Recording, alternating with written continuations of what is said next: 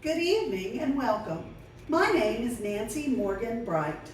I was born on January 19, 1786 in Sumner County, Tennessee, to Captain John and Mary Hall Morgan. My father was a soldier from North Carolina during the Revolutionary War. He and mother met and married there. Following the Revolution, he and his father built a fort near Rogana, Tennessee.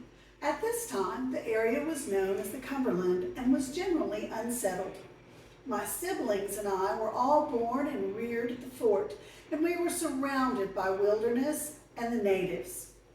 The natives caused my family great suffering as we lost my grandfather, 5 uncles, and an aunt due to their attacks. Finally, in 1810, our family moved south to Fayetteville. It is here that I met my dear husband, James.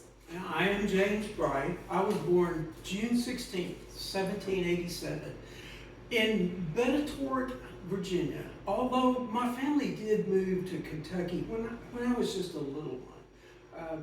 In 1803, I moved to Nashville, where I worked as a surveyor with W.P. Anderson.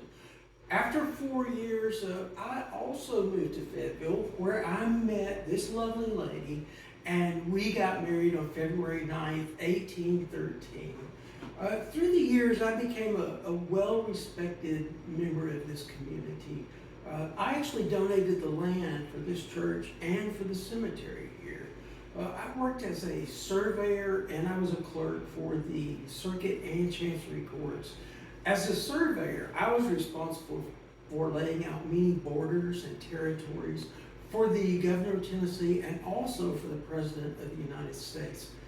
In 1851, after the Great Cyclone, the church was destroyed along with many of the homes in the town. And I used my time and resources to help our neighbors rebuild and recover.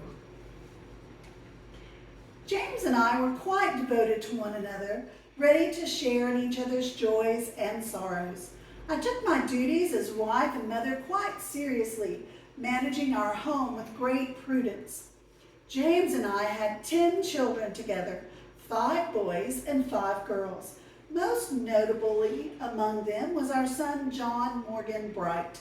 He became a lawyer, statesman, and general. In addition to our children, we helped rear many of our grandchildren after the untimely death of their mother. Being a devout Christian, I lived a life filled with prayer and service.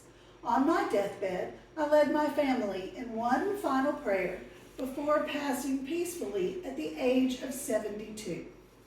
I lived for 15 more years, and I continued to serve this community that I'd grown to love in whatever way that I could until the age of 88. On the day that I died, businesses across the town shut down, and the bells were tolling all over town in honor of me. In my obituary, it said this about me. It said, I was ever retiring in my manners, unselfish and unswerving in what I deemed to be right. Those are mighty powerful words. Thank you.